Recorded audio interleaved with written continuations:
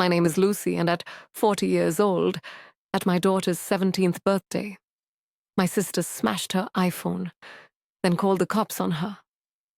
Both my parents fully sided with my sister, even signed a false police report. I didn't yell, I did this. 3 months later, my parents were panicking and my sister sorting garbage. If you've ever felt betrayed by the people who should have been your biggest supporters, let me know where you're watching from. I got the call just after sunset. Unknown number. I nearly let it go to voicemail. I don't pick up for spam, surveys, or accidental Amazon charges, but something in my gut said, answer it. Mom, it was my daughter, Ellie. Quiet, off, like she was holding her breath. I'm at the police station. Can you come get me? I stood up so fast, I knocked into the cafe table. My husband paused mid-sentence. What? What happened? I'm fine. Just please come. I didn't do anything. Why are you calling from another number? Where's your phone? A pause, then Julie smashed it. Julie is my younger sister. I blinked. She did what? She smashed it. Then she called the police on me. There was no sound in the cafe anymore, just the buzz of the overhead lights and my heartbeat thudding against my ribcage. Ellie, what do you mean she called the police? She said I pushed her. Did you? Number? Her voice cracked. She fell, but now she's saying I attacked her. I didn't ask anything else. I told her we were on our way. The drive was silent, fast, and felt 10 hours long. My husband gripped the wheel like it had wronged him personally. I just stared out the windshield and tried to keep my hands from shaking. I didn't even know Julie was coming tonight. We'd already helped Ellie set everything up. Music, lights, snacks, a few decorations, then gave her space. It's normal. It's what parents do when they trust their kid. She was supposed to have a good night, that's all. Not perfect, just good. Not this, not the kind of night that ends in a police station. Not because of Julie, not because her own aunt called the cops on her. When we walked into the station, everything felt off-kilter, like I'd stepped into the wrong version of my life. The fluorescent lights were too bright, the chairs too plastic, the waiting room too quiet. A young officer came out. He had a clipboard and the voice of someone who didn't want to be doing this. She's being released to you tonight, he said, barely glancing up. There's no charge yet. Then why is she here? There was an accusation of assault.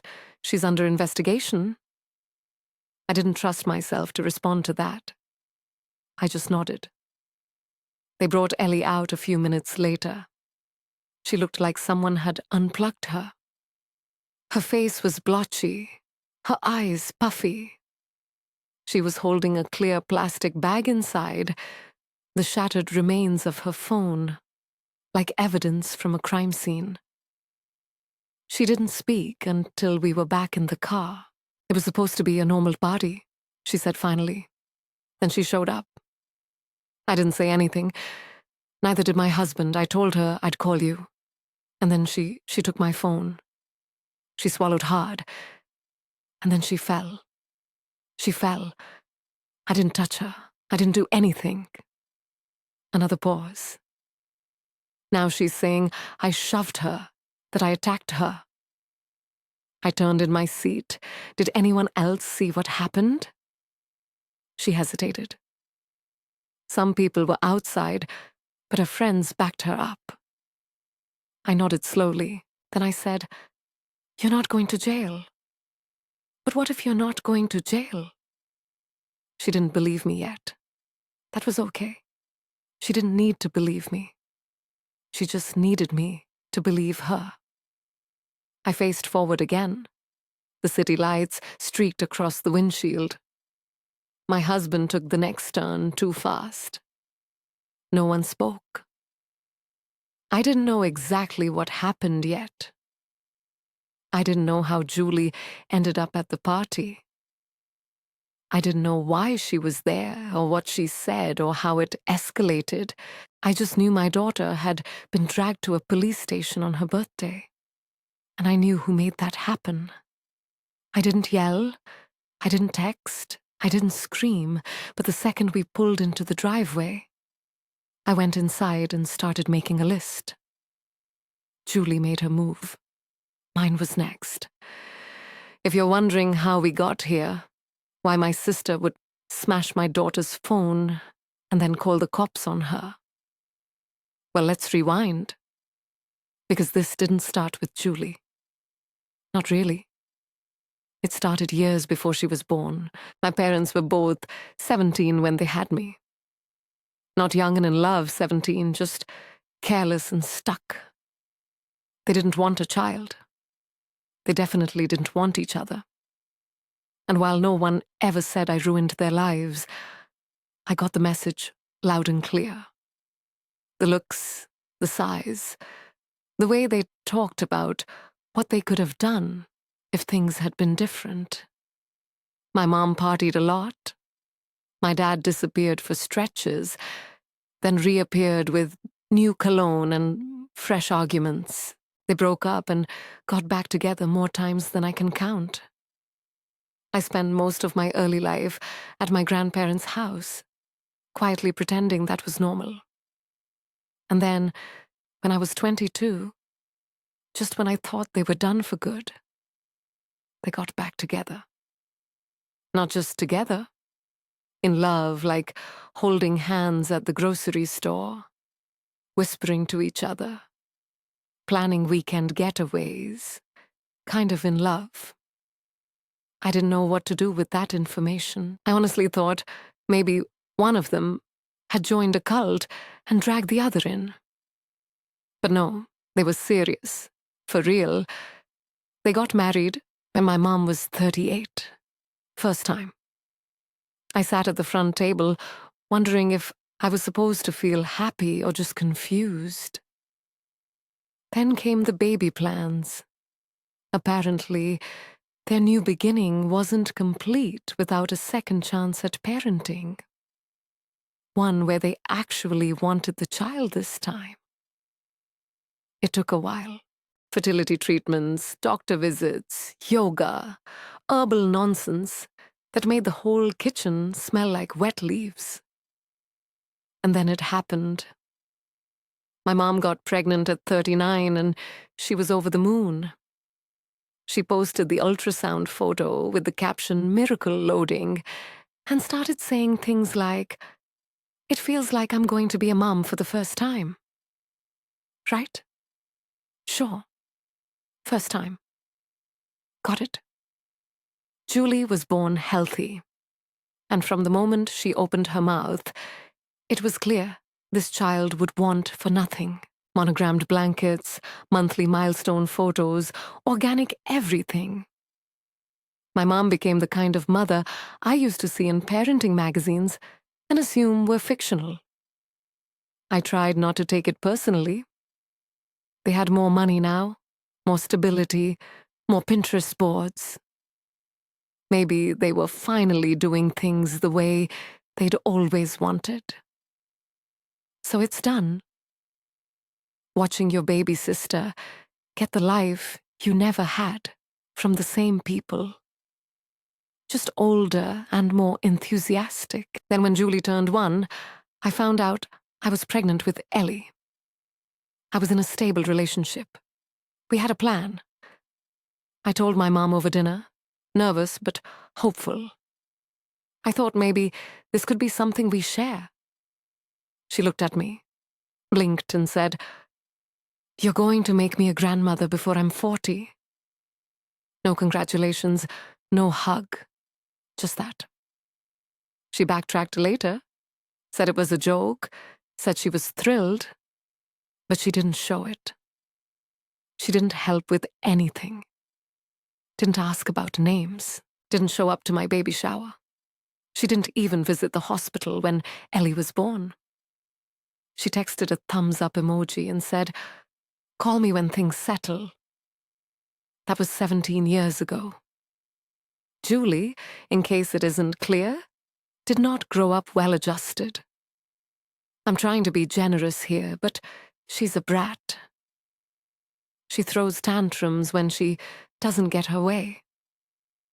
She's cruel in that quiet, performative way where you can't quite call it bullying, but it still leaves marks. She once told Ellie, "It's fine that you're basic. Not everyone has to be interesting." At school, she's known for drama, gossip, disrespecting teachers. One of those kids who thinks being blunt is a personality trait. And my parents, they enable all of it. Julie wants something. She gets it. Julie lashes out. She's just sensitive. Julie trashes someone online. You're taking it too seriously.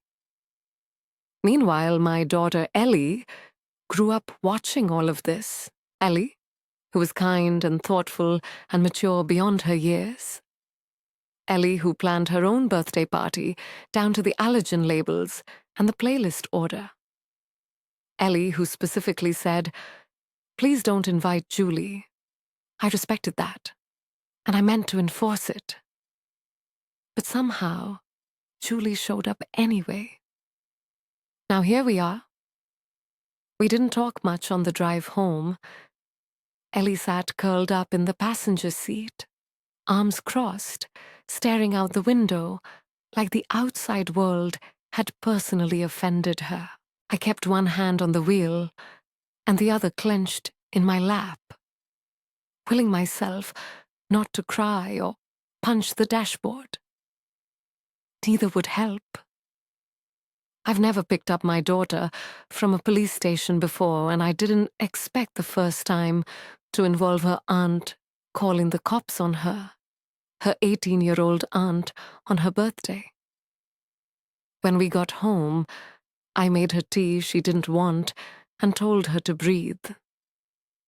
Then I said, "Okay, start from the top slowly this time." Ellie nodded. Her face was blotchy and pale, mascara still smudged under her eyes. She looked like a kid who'd just been mugged and blamed for the crime. She came with 2 of her friends, she said. I told them they weren't invited and they should leave, but they wouldn't. They acted like I was the rude one. I raised an eyebrow. Julie brought back up. Ellie gave a half shrug. Maya and Brianna, they're in her class. Everyone at school knows they're not nice. That was the polite version.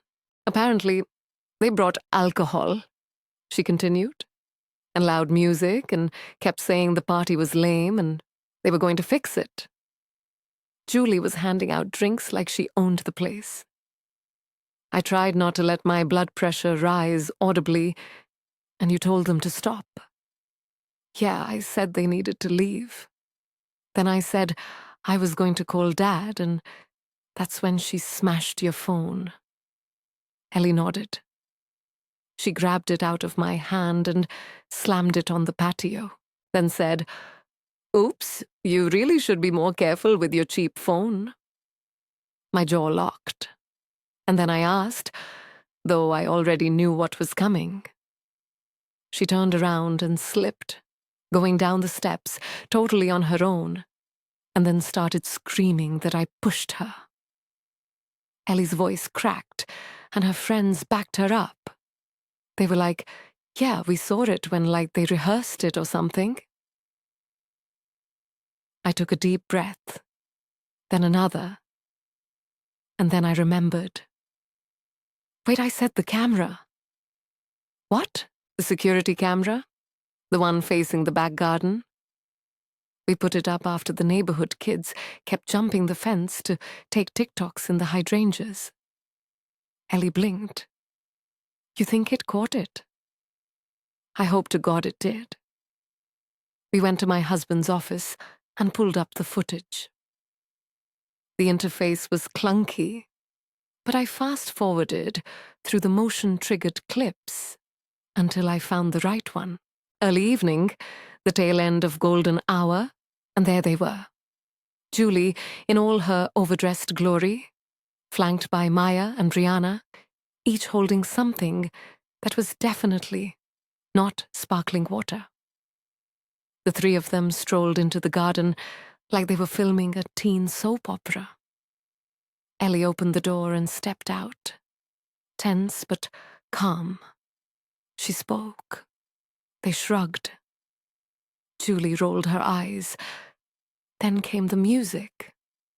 One of them pulled a speaker out of her bag, like she was the entertainment. Another handed a drink to a confused guest. And then, there it was. Ellie reaching for her phone, Julie snatching it. A clear, two-handed overhead slam onto the bricks. The sound wasn't captured. Our camera didn't record audio, but it didn't have to. You could see the phone bounce, and then Julie wobbling toward the patio steps, slipping on nothing but her own ego, arms flailing as she tumbled like a one-woman stunt show. She landed, clutched her elbow, and started shouting. Maya and Brianna rushed over dramatically. Ellie stood frozen, hands up like someone being held at gunpoint. I turned to Ellie. That's it. That's everything. She looked like she might cry again. But will it matter? It will, I said, standing up. We're not done. I grabbed my phone and opened Facebook out of reflex. That's when I saw it. A new post from my mother. No photos, just text. Please pray for my sweet Julie. She was assaulted tonight by someone we trusted and is now in the hospital being monitored for a possible fracture. We're heartbroken and shaken. Our family needs time to heal. My blood went cold. The comments were pouring in. Oh my God, poor Julie. I can't believe what happened. Sending love. Julie is such a light. I read them out loud to Ellie until she whispered, "Stop." So I did. And then I did something I hadn't done in months. I called my mother. She picked up immediately. Well, I assume you saw the post. I did, I said. And I also saw the footage. Julie wasn't pushed. She slipped and she smashed Ellie's phone before that. Pause. Then, you're seriously going to take her side after what your sister's been through? I blinked. My sister who crashed my daughter's birthday and brought booze to a party full of minors. My sister who faked an assault. She's in the hospital. My mother hissed. She's traumatized, and now you're adding insult to injury. I held the phone away from my face and took a breath. Then I said, I'm sending you the video. No, don't. Too late. Already sent. I hung up. 5 minutes later, my phone rang again. I answered. You think you're clever? My mother snapped. You really think I'm that stupid? I said nothing. That video is fake. Obviously fake. Edited. God knows what you and your husband did to it. I froze. Excuse me. Everyone knows he's a video editor. You probably use some AI crap to make Julie look bad. Do you want to destroy your family? I didn't answer. Listen to me, she continued, breathless with rage. If you try to send this to the police, if you try to cause trouble for poor Julie, you're no daughter of mine. Don't come to me crying when you realize what you've done, I said very calmly. Julie lied. You know it. You saw it. Goodbye. She spat and hung up. I stared at the screen for a moment, then set my phone down like it might explode. It wasn't the threat that got to me. It was the fact that I showed her the truth. And she looked right at it and chose the lie. And suddenly, everything made sense. I didn't sleep that night, not because I was scared, because I was furious. You can scream at someone, or you can call a lawyer. I picked the latter. By 9:07 the next morning, I had an appointment. And by 4 p.m., my lawyer had the footage, witness statements from Ellie's 2 friends, and a very polite plan to press charges. Not aggressive, just factual, civil and criminal, for property damage, trespassing, and filing a false police report. Ellie didn't say much while we gathered everything. She looked tired, like someone who had spent her birthday being accused of assault and was now waiting for adults to do the right thing. I promised her we would. 3 days later, I got a call from the detective handling the case. "Hi," he said. "I just wanted to let you know we received several written statements today from your sister Julie and from your parents." I blinked. "My parents?" "Yes." All 3 claim that Julie was pushed down the stairs, and both parents say they witnessed the push firsthand. I paused. "I'm sorry. What?" "They've signed formal statements under penalty of perjury." I nearly dropped my phone. "They weren't even there," I said. "They weren't at the party. They weren't even invited. I'm just telling you what we received," he said carefully. I thanked him, hung up, and sat down like my knees gave out. Because what the hell do you even do with that? I had seen some spectacular lies in my life, but signing a legal document, swearing you watched your granddaughter push your daughter down the stairs when you were across town, that was bold. That was something else entirely. And unfortunately for them, something provably false. See, my parents weren't just not at the party. They were very visibly not at the party. That same night, they claimed they saw Ellie push Julie down the stairs. My mom was holding a jar of jam at her favorite overpriced boutique. I didn't even have to dig. She was tagged in a photo, smiling mid-sample, holding something called mango meditation. The timestamp 7:41 p.m., the exact time she supposedly witnessed the fall from our backyard. She even commented, "Always a treat.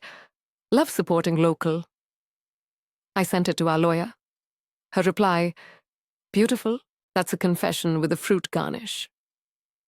Then my dad, because the universe has a dark sense of humor, he had left a public Google Maps review of a cafe down the street at the same time. Good espresso service, slow. Between the digital footprints and the boutique's internal security footage, we had everything we needed to prove they weren't anywhere near our house.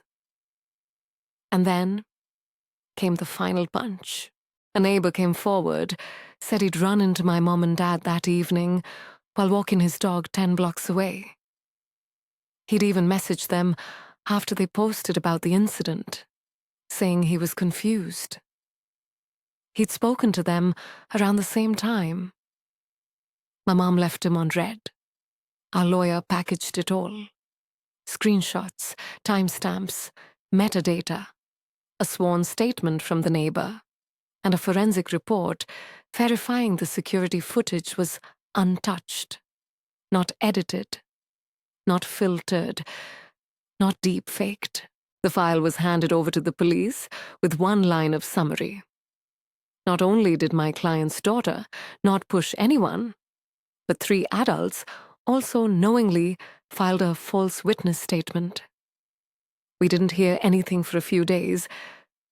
Then a call.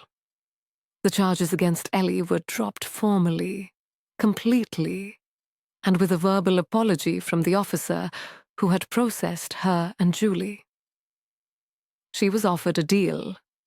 No trial if she took accountability. She accepted 60 hours of community service, mandatory alcohol education, restitution for Ellie's phone.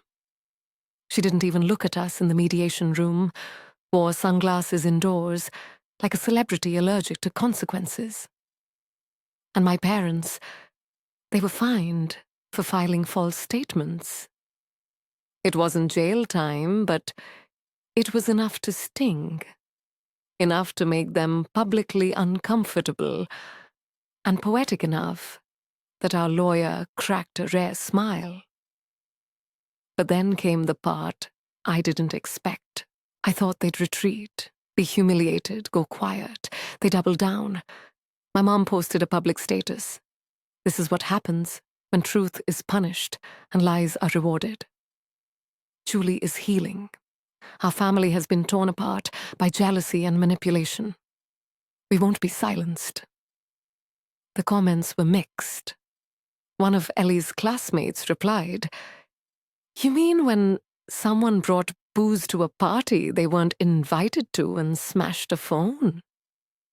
Another added, "I saw the footage. Y'all are crazy." And then quietly at first, more people started speaking up. My aunt texted, "We saw the video. I'm so sorry. We believed them at first. We won't make that mistake again."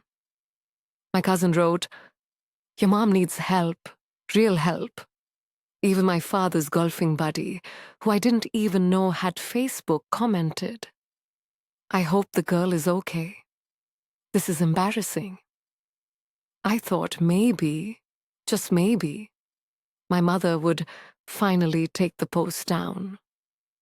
Nope. She posted a second one about AI manipulation and how deep fakes were tearing families apart. She implied Ellie had a history of being unpredictable and jealous. I wanted to scream. Instead, I blocked her. Blocked them both. Because here's the thing. It's one thing to be wrong. It's another to be shown the truth in 1080p. Time-stamped, authenticated, and still choose the lie. I told Ellie we were done. No contact, no explanations, no back and forth. Just silence. She looked at me and asked, "Are you sure?" I said, "Yes, I'm sure." We're not going to court again. We're not going to play their game. They had a chance to stop. They doubled down, and they lost. And for the first time in weeks, she let out this tiny exhale, like she'd been clenching her whole body since the night of the party, like she finally believed it was really over. We didn't throw a party. We didn't go out. We stayed home, made pancakes with too much whipped cream, laughed about Julie, possibly cleaning toilets for her service hours, still pretending her arm was injured. We watched a movie together, then another. I didn't even check my phone. And when Ellie went to bed, she paused at the top of the stairs and said, "Thanks for standing up for me." I didn't say anything clever, just nodded. Because that's what you do for your kid. Even when it's your own family you're standing against, especially then. It's been 8 months. Julie finished her community service at a local recycling center. Word is, she spent most of it complaining about gross smells and trying to swap shifts. No one cared. My parents still haven't spoken to me, but my aunt forwarded a message. They sent the family group chat, something about forgiveness and fake news. They're the victims now. Again, we didn't respond. Neither did Ellie. She's busy with college applications. One of her essays, what I learned from a ruined birthday, It's honest, calm, braver than I was at 17. Braver than a lot of adults I know. We're not perfect, but we're solid. No more family drama. Just peace, pancakes, and people who actually want to be in our lives. And honestly, that's better than family. But tell me, did I go too far, or just far enough? Let me know in the comments, and if you want more